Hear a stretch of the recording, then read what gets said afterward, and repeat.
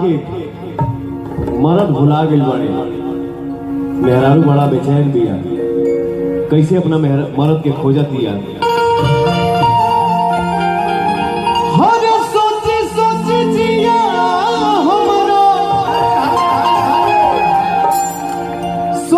सोच जिया हमरो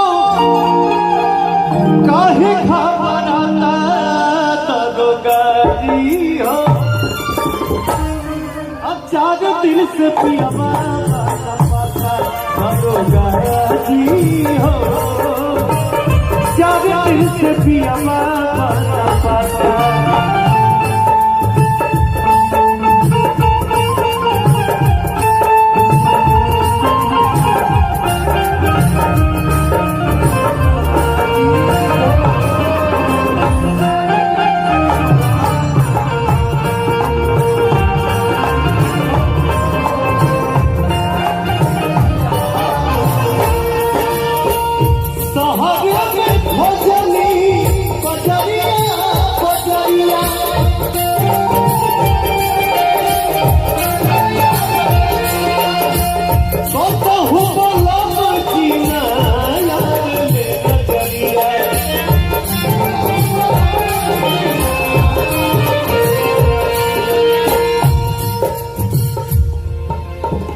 समय ज्यादा नहीं थे।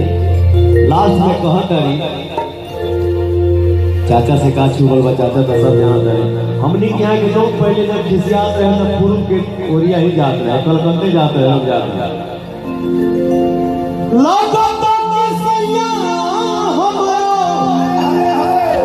अरे कोई काला काला तरोगाजी हो। 4 दिन से पियावा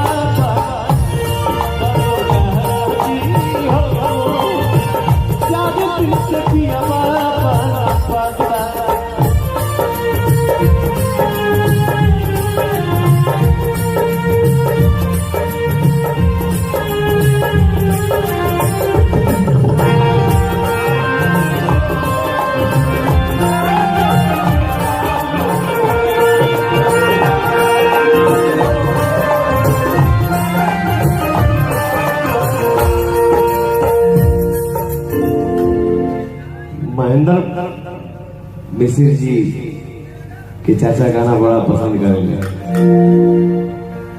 हनुमान पठा के चाचा नाम सुनने पड़ा ना।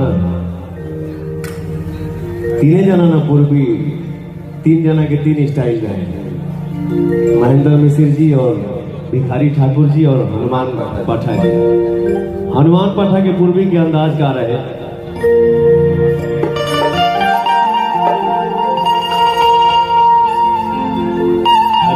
Thank you.